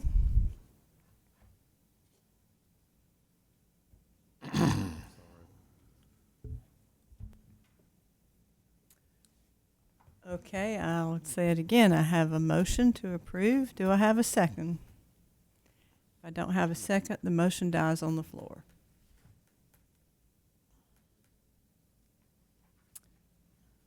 Okay. All right. Motion dies. Well, I'd like to make a motion to approve with the condition that there be another entrance on Thomas Newell established to relieve the traffic, because I just feel like that no matter what we do, we can't control what's going to happen on Thurman Street, and the only way to help traffic on Thurman Street is to provide another entrance. So the condition number 7 that Erica read at the beginning is vehicle access into the development shall be provided on Thomas Newell Way. That is one of the conditions. That's one of the That is conditions. one of the conditions, Yeah, okay. okay. Well, okay, I misunderstood that was already in the conditions, so. Okay. That being said, I'm sorry. I apologize for my fixation on the traffic situation, so Okay, I'll entertain a motion to approve the rezoning request. so moved. Have a motion. To have a second? Have a motion and a second. All those in favor, any further discussion? Hearing none, all those in favor say aye. Aye. Aye. Any opposed, same sign. Hearing none, motion carries. All right. Okay, let's move on to our next item, which is a resolution 06-2023, which is an inclusive playground. And you want to talk about it? Yeah, we have Miss McNeil is with us today. She brought this idea and this concept of an inclusive playground to the mayor and I, and we got really excited about the concept and did some work with Kent Johnston, who is our parks guy, and worked with him. Mr. Jonathan Hardesty's here today, who's Superior Products, Playground Equipment.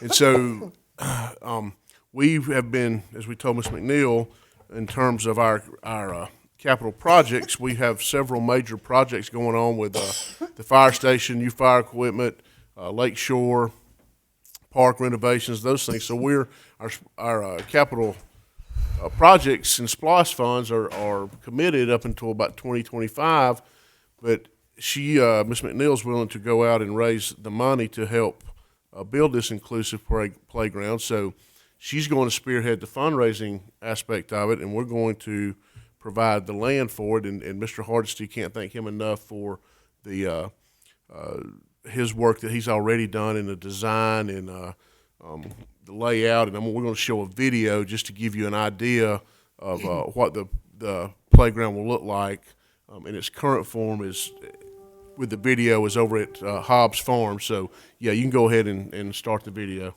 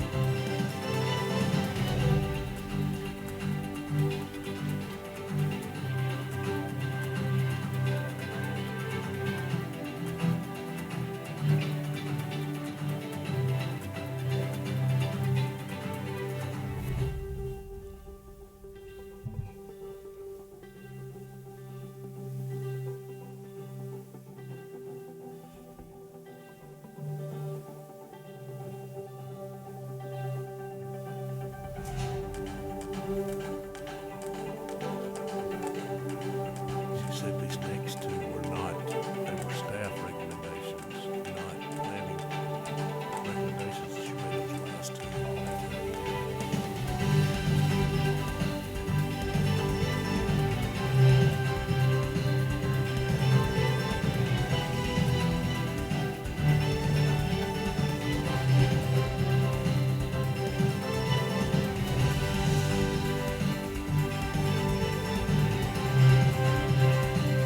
Haley. And just so that you know, when Ms. McNeil came in to talk to us about this, and what an all-inclusive playground it really comes down to is for anybody with any type of physical handicap, whether it's the child or the parent, and this allows parents that may be physically impaired to take their children to the playground, and just the whole design of it. And also, you noticed in there was covered places, so, if we want to rent those spaces out for birthday parties and those kind of things, which would be revenue producing. And, Ms. McNeil was just, she's been so thorough with this, and so is Mr. Hardesty. Things that we don't think about on a day-to-day basis is having an adult changing station, for if you have adult children that are adults that, would need that. There was so much to it, and, you saw just a little bit of it, but, and it's all walkable and wheelchair accessible, and it's so neat. Mr. Hardesty was so gracious in doing this to show how that you could take a wheelchair and just roll it up to the merry-go-round. And, the children could, go on the merry-go-round. Or the adult. I mean, and the music garden, and there's just so much interactive part of this. And I know you can tell I'm a little bit excited, but I think it's going to be a great asset. And Mr. Hardesty, being in the business that he's in, has a real good insight. And he has, offered to show us other places where this has been done. And I think we have already a lot of I guess what we call the infrastructure there. It's got a nice price tag to it, but, that's okay. With every one person, one company or whatever doesn't have to fund it. So you could have, a section for, and I'll just use some of the names that we're all familiar with, Tanner Health Systems, Southwire. If it's a landscaping company that puts in the landscaping, it's those kind of things, landscaping provided by Archstone or, whoever. So there's a lot of amenities there, and there's also room for expansion. And so I just, we've looked at it, and I think it's something that would be a great asset to our city. And also we would have another drawing card there for the Greenbelt too. And that was one of the things today in our tour. One of the plant managers in one of the plants was talking about, he called it the Greenway, but it's how excited he was to be in Carrollton. And he moved to Carrollton, and he brought his bicycle, and he rides the Greenbelt. And so I think this is just another feather in our hat as far as going to develop something.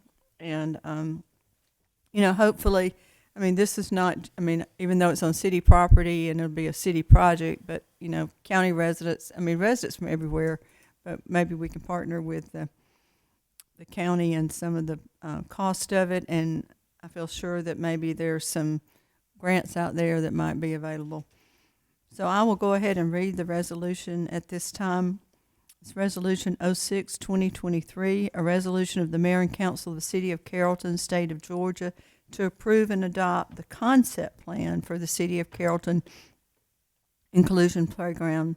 Whereas the Mayor and Council has found and continued to find in the public interest to promote recreation and physical activity by the citizens of the City of Carrollton, particularly including both physically challenged and able-bodied youth from inside and outside the City of Carrollton by means of an outdoor playground specially designed and constructed to provide access to such youth, the inclusion playground.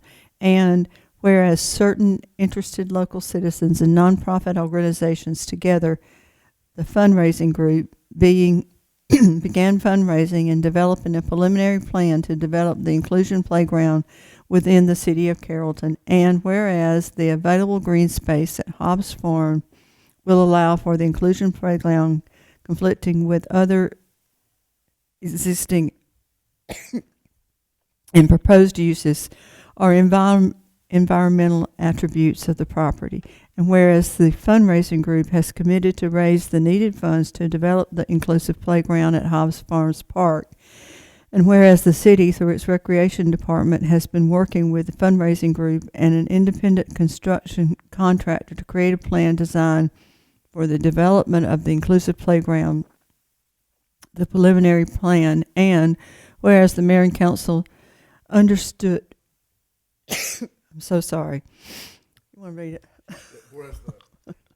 Whereas the mayor and council understand that the completed preliminary plan is conceptual in nature, is intended to show the general location of the inclusive playground in Hobbs Farm Park, and may require changes as actual development occurs. And whereas the mayor and city council find it in the public interest to approve and adopt the preliminary plan to help guide the development and fundraising efforts on behalf of the fundraising group for the inclusion playground. Now, therefore, be it resolved that the mayor and city council of Carrollton do hereby approve and adopt the preliminary plan for the inclusive playground attached hereto as Exhibit A, with the understanding that the preliminary plan is conceptual in nature, is intended to show the general location of the inclusive playground, in Hobbs Farm Park and may require changes subject to staff approval as the actual development occurs, adopted this 10th day of April, 2023 by the mayor and city council for City of Carrollton. And so this will enable us to, or Ms. McNeil to start raising money, which I know she's ready to do. All right. Do I have a motion to adopt this resolution? Okay, I have a motion. Do I have a second? Have a second. Is there any discussion or questions? Hearing none, all those in favor say aye. Aye. Any opposed, same sign. Hearing none, motion carries. Okay, our next item is executive session. Do I have a motion to go into executive session? So moved. Okay, I have a motion. Do I have a second? I have a motion and a second. Will there be any business? Okay. Those of you who are not familiar with executive session, we will go into executive session. We will come back out, and there could be a possible conducting further business and voting on an item. So I have a motion that we go into executive session. We will go upstairs. We will come back when we are finished. And then at that time, if there's further business to be conducted, we will do that, and then we will adjourn the meeting. Thank you.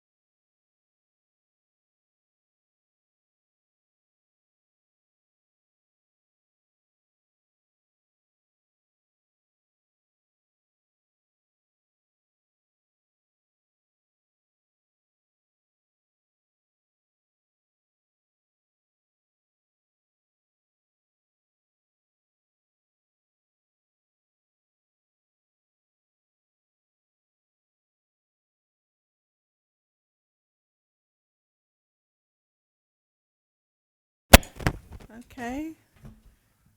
We're back into regular session now. I think you have to have a motion. Motion to go back into regular session now. So moved. Have a motion to have a second? Have a second. All those in favor say aye. Aye. Any opposed, same sign. Hearing none, motion carries. Okay, at this time, we have an issue that has been brought before us for approval, and I'm going to call on our city attorney to present to the council the recommendation of the resolution to the issue that's been brought before us. The city has tentatively reached a settlement of a lawsuit, Q Hayward Communities against the city of Carrollton, involving whether the city would provide sewer to a subdivision on Highway 61, which is not located within the city limits. This is a special set of circumstances where certain communications with the plaintiff were alleged to have made a commitment on behalf of the city to provide sewer to this extraterritorial project. We have tentatively, subject to council approval, reached an agreement to settle this lawsuit under the following terms. In general, the city has agreed to provide the project, which consists of 263 housing units, with access to the city's sanitary sewer line, which runs up Highway 61. In return, the developer would pay sewer tap fees at a rate of 150% of the current sewer tap fee, resulting in a per unit tap fee of $9,150 per unit, and that number would be fixed for 5 years. In other words, if we raised our tap fee in Carrollton, it would not go up proportionately. But after that time, it would be fixed at 150% of our tap fee at the time of issuance. Secondly, the customer utilizing the tap would pay the sewer charge at the rate of 150% of that charged to a city resident, and that goes up. There's no limit as to 5 years on that. If it goes up tomorrow, it goes up, and they pay 150%. The developer would be, or rather, each customer, and initially that customer will be the developer because this is a rental project. It's not; these units are not going to be sold off individually initially. A maintenance fee would be charged to each meter of $12 per month to take into account the cost of maintaining a property outside the territorial limits or the city limits of Carrollton. At the time of dedication of the sewer line, the developer would pay the city a lift station dedication fee of $150,000 or $3,000 per horsepower of the pumps necessary to operate the lift station. The developer would reimburse the city for 50% of the costs of any repairs necessary to, if any were necessary, to place the existing sewer line in play. Now, the sewer line currently serves at least one property north of this development, so there's no indication that there would be any such costs, but if there were, they would reimburse 50% of the cost of repairs on our existing line. And finally, the developer would reimburse 50% of the cost of any software upgrades necessary to allow the city to use its reading equipment to read the county water meters, and the water usage is the basis on which we would charge sewer to each individual tap. So what what the city manager and I are proposing is that you authorize us to complete the final settlement agreement, and the details of each provision in that agreement along in accordance with the terms I've just listed. And finally, once the agreement is reached, the plaintiff would dismiss the lawsuit with prejudice against both the city and all of the individual defendants. And only the city would be required to execute the agreement. But one of the conditions of its signing is the developer to release and dismiss the lawsuit against each of you individually and the other individual defendants, such as including Mr. Brooks and Tommy Holland. So I believe that covers it. Mr. Brooks, anything more? Sir, I think that covers it. Okay, at this time, I'll entertain a motion to authorize our city attorney and our city manager to sign and execute any further requirements in the settlement as been read tonight. So moved. I have a motion. Do I have a second? Second. I have a motion and a second. Is there any other further discussion or questions? Hearing none, all those in favor say aye. Aye. Any opposed, same sign. Hearing none, motion carries. This time I'll entertain a motion to adjourn. So moved. I have a motion to adjourn. Do I have a second? I have a motion and a second. All those in favor say aye. Aye. Any opposed, same sign. Hearing none, motion carries.